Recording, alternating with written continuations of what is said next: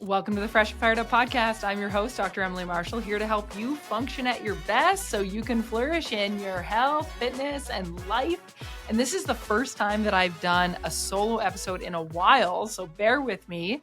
We will all be missing our amazing co-host, Haley Pindle, who is unfortunately battling a nasty bug right now that she said has been absolutely awful and affected her voice.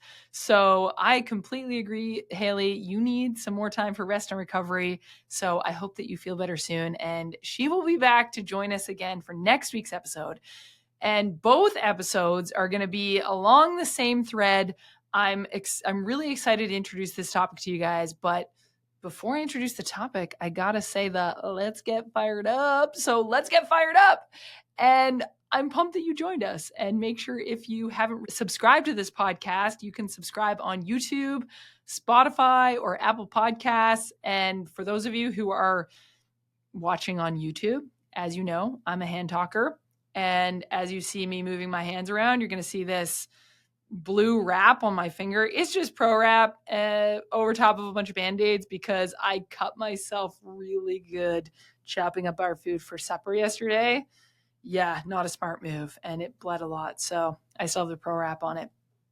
But hey, I am also recovering. We will survive. What doesn't kill you makes you stronger, right?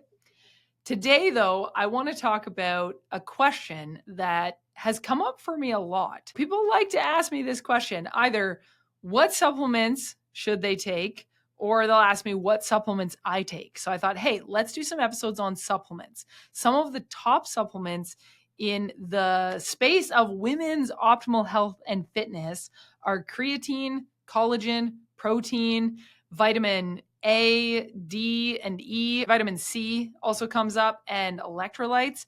So that's a lot to cover in one episode. So I thought, hey, let's just start with creatine and collagen today. Next week, we will go into chatting about protein and multivitamins and electrolytes. So all the fun stuff. Let's start with creatine. Creatine is an amazing supplement for so many things, helpful for muscle function, bone density, energy metabolism, muscle size and strength, especially when combined with resistance training, as we've said on so many episodes, which is so good for you.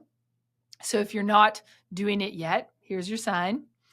It also helps with recovery and performance. You can get it in powders, capsules, tablets. Creatine monohydrate is the one that's the most studied and the most cost-effective. It's cheap, it's easy to get, it's good for you. I'm going to give you more detail in just a minute. And then for collagen, also a very helpful supplement. It can help with skin elasticity, strength, moisture, wound repair, bone density, cardiovascular health, muscle mass. And we all know that muscle mass is amazing for our optimal health and function. Quick story before I get into creatine is I started taking creatine for a while and then I stopped. And I was reflecting on the reason for this. And I think it's because when I started creatine, I was in a season of my life where I was very stressed out. I had a lot going on with kids and businesses, a lot of change, high learning curve with my business Frexy during its startup year. And I was also in my state of high anxiety, not sleeping great. I was also overtraining because I think I was overcompensating for some of that stress by very heavily and intensely training. And I was just not in a good health state. Like I kind of, we all have ebbs and flows with where our health is at, and I was not feeling optimal. And in my state of anxiety, I was like, I just need to stop a bunch of stuff. And one of the things I stopped was creatine because I'm like, I don't know if it's helping and making things better or not. And we can all go through those seasons on our health journey where we doubt whether we're doing the right things because there's so much information and it's hard to know who to listen to and what to do and what not to do. So I'm really hoping that this episode helps you with that on the supplement front. As far as creatine goes, I changed my tune when I started looking more into it more recently, adding creatine supplementation back into my regime because of my husband. Thank you, Dr. John Marshall, because he was like, no, creatine's so good for you. It's like the most popular women's health supplement of 2025 is creatine. apparently. So I started looking more into it and was like, okay, this stuff is pretty freaking awesome. So this is why I had to tell you about it today. Creatine supplementation is helpful for both men and women in increasing strength and exercise performance. Like I said, some of the other things already, bone health, mood, and thinking. So mood is huge. It's going to increase your energy levels, going to help your cognitive function, which helps with like everything in life. I also thought it would be important to note that it is helpful for reproductive health. So women who consume food-derived creatine have a lower risk of irregular menstrual periods, obstetric conditions, and pelvic pathology. So it's good for that, as well as sarcopenia. So creatine can especially be beneficial for older women experiencing sarcopenia, which is age-related muscle loss. So ways to combat that are creatine, collagen, protein consumption, resistance training. Those are the big ones that are going to help with that. So creatine is on that list. It is going to help with you losing your muscle mass at a slower rate than if you weren't taking these types of supplements, as well as resistance training. Note this, though, if you're worried about weight gain, which you shouldn't be, because as we know, it's about the composition of your body for optimal health, not just how much you weigh or don't weigh, because there's people who are overweight and undermuscled. There are also people who are underweight and undermuscled, and neither is a good thing. You want to have muscle mass on your body, and muscle does weigh a certain amount. So you may experience weight gain with creatine just as similar as you would if you're a woman that's new to weight training. So don't be alarmed by that if that occurs. Tips to taking creatine: choose creatine monohydrate. It's a trusted source. There's been lots of research on it. Increase water intake to avoid dehydration and constipation. Start with a quarter or a half dose. Like any supplementation that you're adding in, it's always a good idea to start with a lesser amount and then increase it to the recommended amount rather than going overboard. It's not always the best idea to think, oh, well, this is good for me, so the more the better. Sometimes too much of a good thing is hard on your body too. So increasing that dosage over time, and I'm going to get more into the dosage later on, so hang tight for that. I'm also going to show you the actual supplements that I'm currently using at the end. So you should watch this video right to the end. Creatine, you can take basically any time of day. Most people mix it with water. You can mix it into a smoothie or any other beverage. It really doesn't taste like anything. It just, mix the powder in and you're good to go. The health reviews are that it is great for you. And fun fact, your body actually makes creatine on its own, and it is made from amino acids. The amino acids arginine and glycine, and methylated with SAMe, without getting too sciencey on you.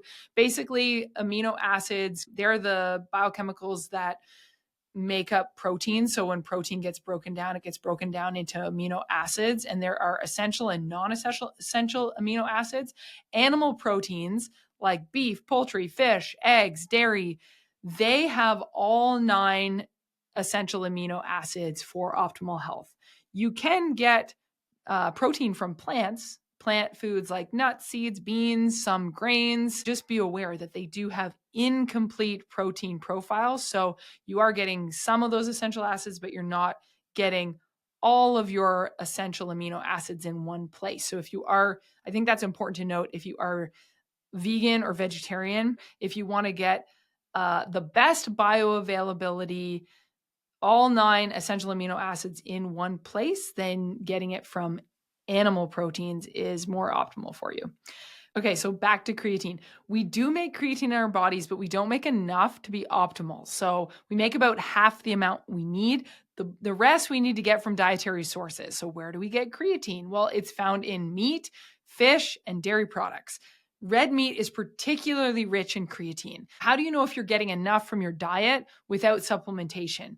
Well, if you are consuming 150 grams of animal protein as a female, then you're probably getting enough creatine that your body needs. If you're consuming 200 grams of animal protein per day as a male, then you're probably getting as much as you need. Now, a lot of that is dependent and can be variable depending on your level of activity and resistance training. If you're concerned about how much you're getting, then supplementing is not going to be unsafe for you to do. Studies have shown that creatine is beneficial for so many things. And if you are looking at or concerned that you're not consuming enough creatine for your cognition and your muscle recovery and your exercise performance, it has been shown that people who supplement with it, specifically from an exercise performance standpoint, that they have a 10 to 20% benefit for intense exercise in their exercise performance when supplementing with creatine, as well as they get an increase in their mental performance. So in like memory tasks and cognitive functions. The most profound health benefit that I want to point out is that if you're vegan or vegetarian, I mean, you're getting essentially 0 grams of creatine from your foods if you're not consuming meat or fish or dairy. And therefore, you supplementing with creatine is going to be extremely helpful. I mean, it's going to be better if you start just getting some from your food sources, because that's going to be your highest level of bioavailability for optimal health. But hey, either way, supplement with creatine. So how much should you be taking? Well, the daily recommended amount is 3 to 5 grams for women long-term. Now, I've read up to 10 grams for men, or people will do creatine loading to enhance fitness and sport performance. They'll do that usually short-term. I haven't done a lot of research on that, so I'm not going to speak much to that, but it's something you could look into. There's studies, though, that show doses up to 20 to 30 grams per day have been studied in people taking them for 5 years or more in humans without showing any particular adverse side effects for their health. So that just gives you a picture of the level of safety of the usage of creatine. So I really do think that the benefits of supplementing with creatine outweigh not supplementing with creatine, or at least if you don't want to supplement, that you are getting enough meat, in particular red meat, in your diet for your body to be able to get the creatine that it needs through the foods that you're consuming. I did want to make one more side note on creatine that came up in a conversation recently, because we were talking about blood work. And when you get your blood work done, you're going to see a marker on there that people will often confuse with creatine. It actually says creatinine. Creatinine levels are a measure that they do to measure your kidney function. And creatinine is actually a byproduct of the breakdown of creatine in your muscles, which may look elevated when you're supplementing with creatine. The disclaimer is this: it doesn't mean that your kidneys are failing.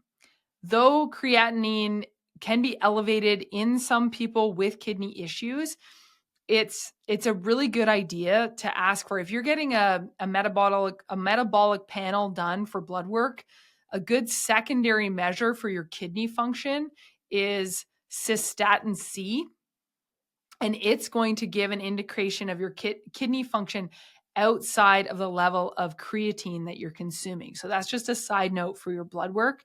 If you supplement with creatine or eat a lot of meat, then most likely your creatinine levels are going to look higher on your blood tests, but it's very unlikely that it's going to be related to a kidney issue, because eating meat in your diet and consuming creatine is actually good to help against kidney problems and other health issues. So I hope that makes sense. Feel free to comment or DM me if you have more questions on that. But I want you to know that having an elevated creatinine in and of itself is not harmful to your body, just in case you're concerned about that. But if you're currently vegan or vegetarian, it is important to know that vegans and vegetarians have 20 to 30% lower creatine levels in their muscle than people with an omnivorous diet. Half is already being produced within your body, but that other half you need to get through foods or supplementation. Otherwise, your body and your muscles are not going to function as well as they should be or could be.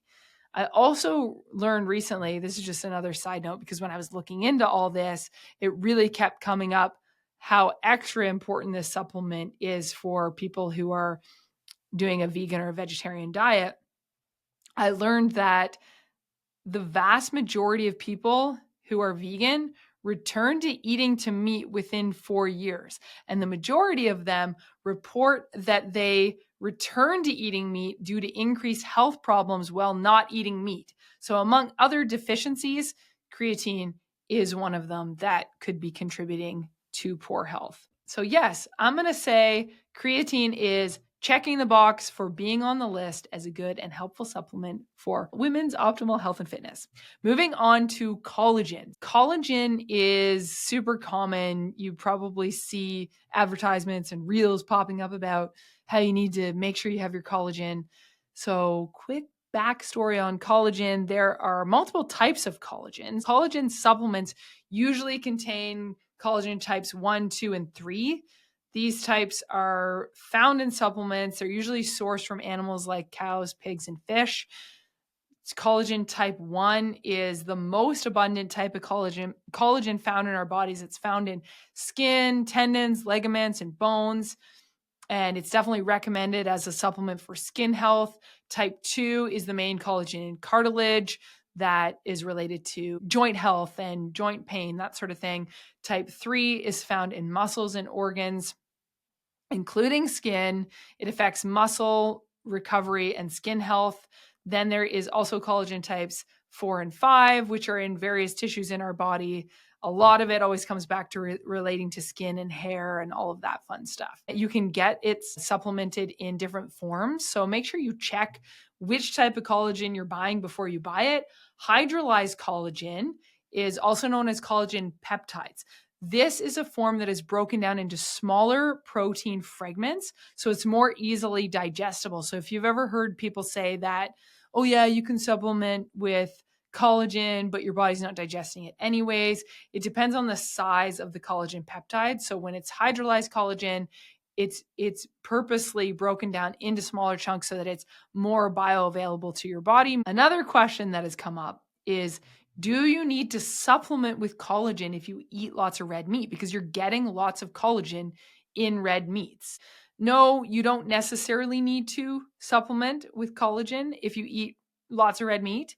But I already talked about that before. It depends on the amount of meat that you're consuming in a day. As far as red meat goes, yes, it's very high in collagen. Collagen is a protein found in skin and bones and connective tissues in animals. And so when you're consuming animal proteins, you are getting collagen. So in red meat like beef and pork and lamb, it contains collagen and all the amino acids that your body needs. In tougher cuts of meat like brisket, chuck steak, and pot roast, those are especially high in collagen because you're getting all that tendinous, fibrous connective tissue.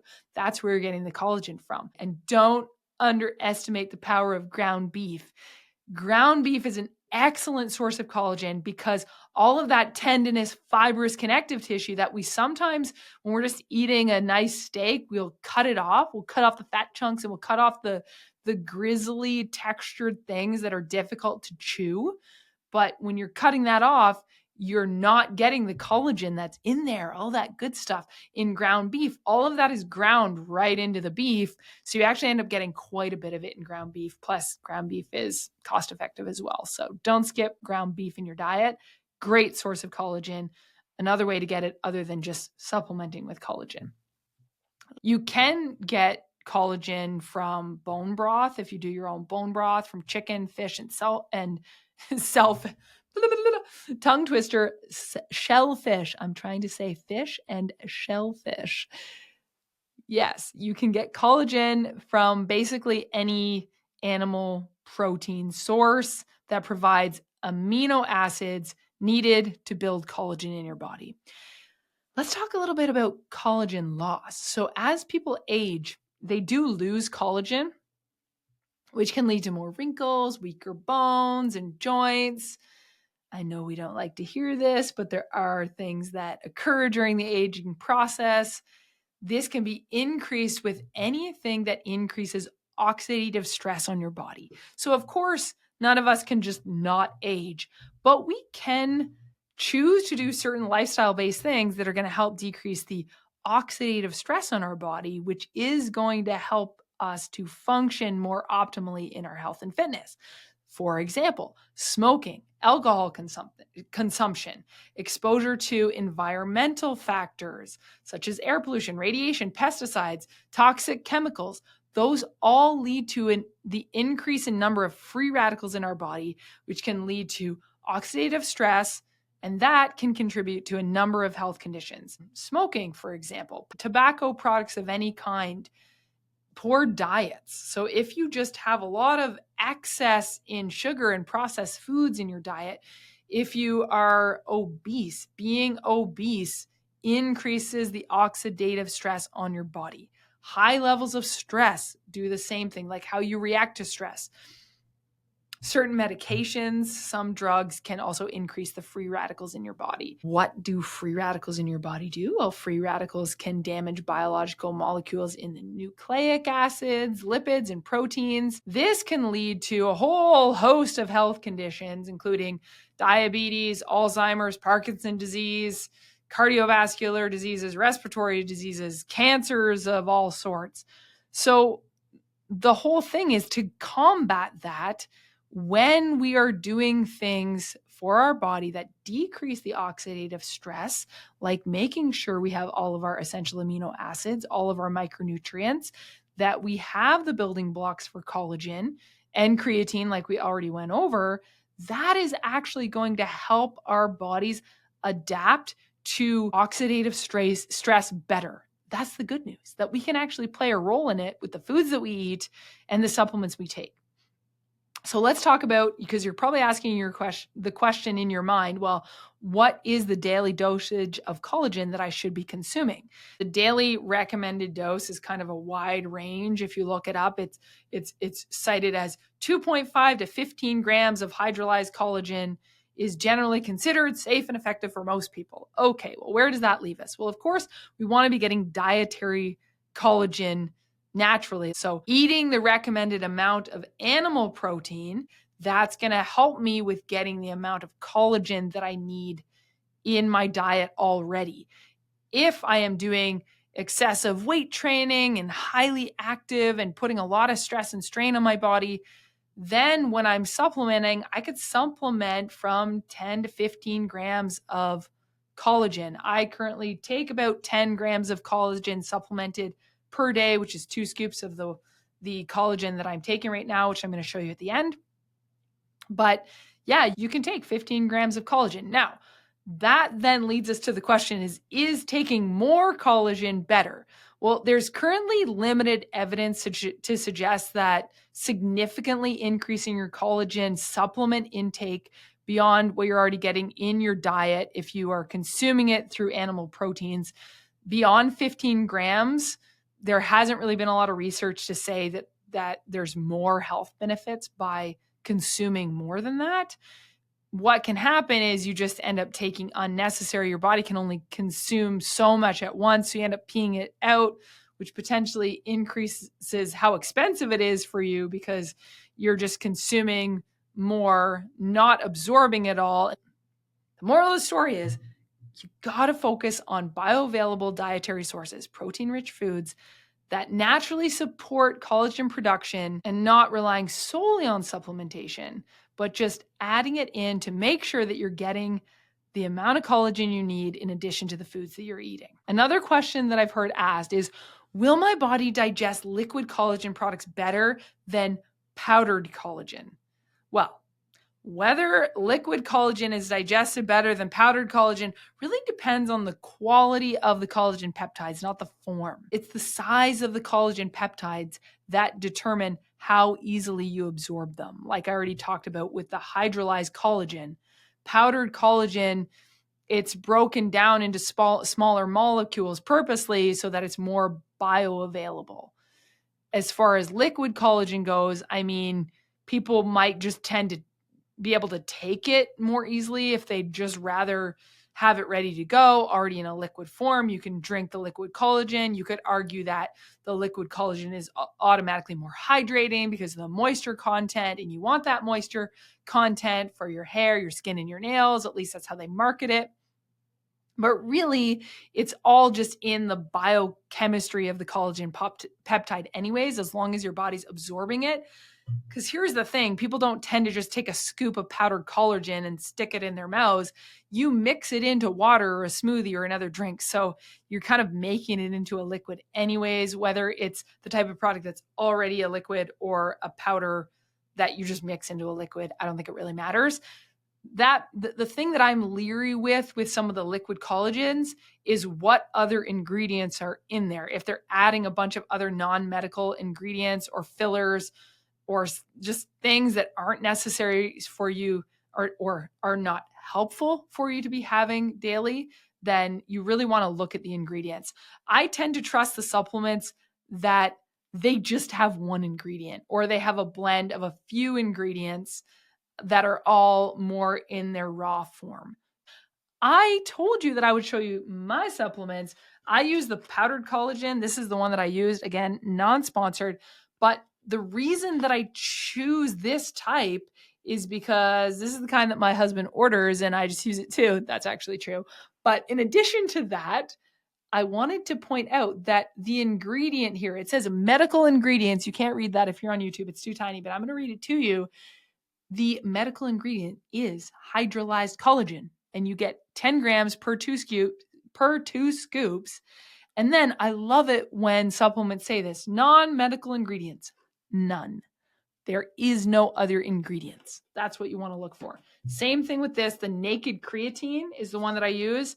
100% premium creatine, monohydrate with nothing to hide. So the medical ingredient is creatine and the non-medical other ingredients says none. That's the key when you're looking for your creatine and collagen supplements.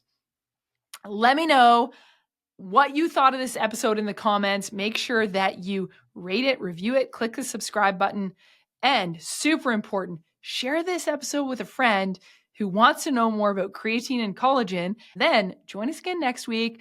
We are going to dive into all the ins and outs of supplementing with protein, multivitamins, and electrolytes. In the meantime, be free, feel fresh, and live on fire.